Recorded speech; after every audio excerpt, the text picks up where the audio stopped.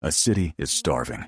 Cannons pound its walls, and on the ridge above, a king lowers his visor and whispers one word: charge. What follows will become the largest cavalry assault in European history, and the moment Europe's future teeters on a knife edge. This is the story of how a fortress refused to die, how a coalition chose courage over caution, and how a single afternoon ended a century of certainty. This is Vienna, 1683, where silk met smoke, where patience met thunder, and where the largest cavalry charge Europe had ever seen came howling down a hill with wings on its back. Across Central Europe, the summer of 1683 hummed with dread. Rumors raced along the Danube faster than caravans. The Ottoman Empire was mustering an army unlike anything seen in a century. By June, rumor hardened into fact. Villages emptied, churches smoldered, banners with the crescent crest rolled north like a tide. At its head rode Grand Vizier Kara Mustafa Pasha, his host perhaps 120,000, 150,000, strong mixed hardened janissaries, armored Sipahi cavalry, Tatar horsemen, artillery trains, and teams of sappers. Slow, vast, and relentless, it advanced through the Balkans toward a single prize: Vienna. Austria stiffened. Vienna was no soft peach. It bristled with bastions and ditches, moats and angles designed by men who knew how stone should catch shot and deflect it. But the city's strength lived in numbers it did not have. Emperor Leopold I looked at the balanced cheat powder, men, bread, and did what emperors do when they judge that the empire will outlive the city. He withdrew to Linz to coordinate relief and plead for unity. Nobles followed him. The garrison, some 5,000 soldiers, and a militia of roughly 5,000 citizens stayed. Their commander, Count Ernst Rudiger von Starhemberg, 36 years old and hard as hammered iron, swore to buy time with everything Vienna had left. On July 14th, the Ottoman vanguard reached the suburbs. By the 17th, the city was ringed. The siege began. Kara Mustafa did not crave a storm. Storms are hungry for men, hungry for time, hungry for luck. He wanted the city to open like a hand. So the trenches crept forward, earth heaped in waves, gabions stacked like wicker lungs. Siege guns exhaled day and night. The air stank of saltpeter and ash. Mines bloomed under towers with the hot breath of exploded air, and bastions peeled like bark. Inside the walls, water turned into jewels. Rare, guarded, rationed. The Danube's lifeline was cut. Bread shrank to crust and cinder. Sickness moved in with the rats. Families learned the lullaby of bombardment. Cellars became chapels. And yet, when the Ottomans advanced their works, the defenders did not merely endure, they replied. Sorties flared from the gates. Firewood became fire. Sappers were driven off with grenades and grit. Women and children carried stones, water, and cartridges. Starhemberg's message was simple. You can have our walls. You cannot have our will. Europe had never responded with one voice before. The rivalries were ancient. Bavaria against Austria, Saxony against Bavaria, France against everyone else. But Pope Innocent IV placed a different currency in trembling hands. He called for the creation of a holy league, argued with purse and parchment, promised subsidies and absolution, and played the oldest card of all. If Vienna fell, the gates to Europe would be open. Bavaria, Saxony, Franconia, Swabia, and the imperial contingents of the Holy Roman Empire added their names, their drums, and their debts.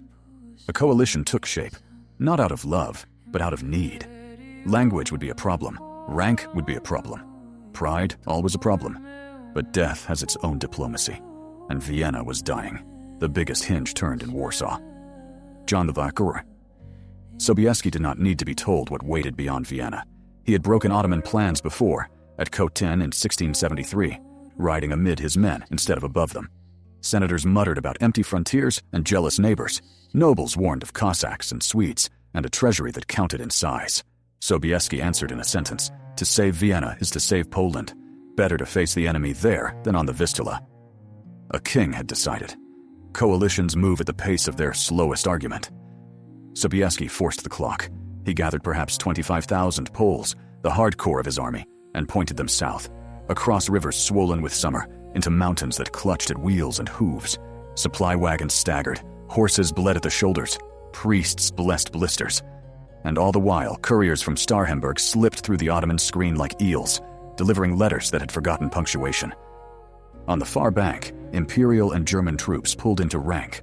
Charles of Lorraine with the Imperial left, Bavarians scowling at Saxons, Saxons scowling at Bavarians, all of them stealing glances at the northern king, whose reputation galloped ahead of him. When the columns finally touched, the army became an argument on the move, in about 70,000 men learning each other's step on the road to one city. On September 10th, 1683, they crossed the Danube. They climbed into the wooded ridges that overlooked Vienna. Here, among the oaks and the shadows, Sobieski hid his scythe. Dawn diluted the dark. From the crest of the Kahlenberg, the ridge that snagged the sky above Vienna, Sobieski and his staff studied a twofold map. To the west, Vienna herself, cratered but unbroken. To the east, the Ottoman camp, a second city of silken geometry, trenches stitched toward the walls like seams on a closing fist. Kara Mustafa heard what he expected to hear. A relief army. He believed what he wanted to believe, that he could finish one war while winning another. He held the high ground near the city and fed men into the line to slow the Christian advance, trusting that attrition would punish impatience. He did not know that impatience had been leashed. He did not know what slept in the trees. The first hours belonged to the infantry. Imperial muskets barked from shadow to shadow. Drums signaled steps no man could hear over the din. Cannon on both sides coughed flame. Smoke unrolled across the valleys like gray water. From within Vienna, Starhemberg chose the instant and threw open gates. Sorties darted out to set Ottoman trenches alight, to cut fascines to pieces, to empty the enemy's lungs just when he needed air. On the ridges, the center became a meat grinder.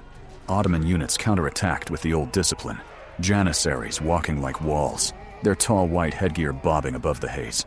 Tatars skipped along the flanks like foxes, harrying scouts, snatching prisoners, burning what would burn. The hours thickened. Men fought in places that had not had names that morning and would never be forgotten again. By mid-afternoon, the tremor changed timbre. The Allied left chewed up ground near the city. The center began to push the Ottomans off the high woods. The line bent not a break, yet, but the first, unmistakable promise of one. Down the right flank of the Allied force, the forest breathed out cavalry. They were impossible to ignore and designed to be unforgettable. Polish hussars with lances like young trees and wings. Yes, wings rising from saddles and shoulders, frames feathered with eagle plumes that hissed when they moved. To friend and foe alike, they were apparition and engine, pageantry sharpened into purpose. Alongside them formed German and Austrian horse, cuirasses burnished, standards snapping. Sobieski rode at the tip. Few kings have chosen to be the point of a spear. Fewer still have survived it. He looked once more at the plain Ottoman lines, stretched thin from hours of battering. Their best infantry glued to the city's scarred walls. Their cavalry scattered among 1,000 crises, and raised his sword. In the name of God and the Blessed Virgin, he is said to have called, "Charge for Vienna, charge for Poland, charge for Christendom." Trumpets took the words and turned them into wind. The right flank began to move. Walk turned to trot. Trot thickened into canter. Canter snapped into full gallop. Hooves beat music from the earth. Dust rose in banners. Sunlight leapt from lance tips and helmet rims. From the ridges of the Kahlenberg, the charge poured in V-shaped waves. Not a scream, but a decision. Not a rumor, but a fact. The Ottomans saw them too late. Lances went home. Lances shattered. Sabers hissed free. Behind the Hussars, the second wave of heavy horse struck. Then a third. What had been Ottoman order became Ottoman options. All of them bad. Stand and be ridden down. Run and be trampled. Turn and be swallowed. The charge did not stop at the line. It went looking for the heart. Kara Mustafa's pavilion, his nerve center, his symbol suddenly found itself much too close to the front. He fled. Signals stopped. Messages started going nowhere in particular. Units fought without ears. Panic learned to speak all languages at once. From Vienna's battered walls, defenders watched the impossible become inevitable. Winged riders ripping through a camp that had seemed as permanent as geography.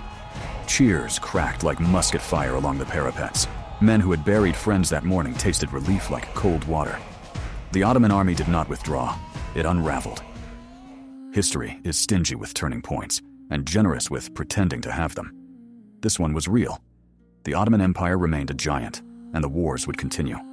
Over rivers, fortresses, frontiers, but the arrow of expansion toward the heart of Central Europe snapped in September 1683. Confidence bled out of the idea that Vienna could be taken like any other city, given enough trenches and time. The Ottoman army, iron in the morning, was water at dusk. Kara Mustafa's command unraveled. Orders died in the smoke. Rearguards crumpled under fresh charges, bridges clogged with fugitives. From the walls, Vienna's garrison surged out to cut down stragglers and seize guns. The siege of triumph had become a headlong flight east. Bells pealed over Vienna.